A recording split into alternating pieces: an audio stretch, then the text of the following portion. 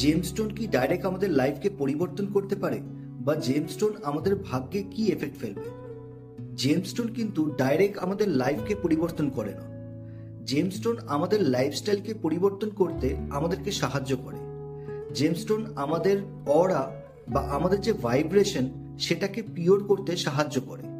Gemstone আমাদের অরাকে clean করে এবং আমাদের ভাইব্রেশনকে অনেকটা পজিটিভ বানিয়ে জেমস্টোন আমাদেরকে পরোক্ষভাবে একটি সাপোর্ট দিয়ে থাকে।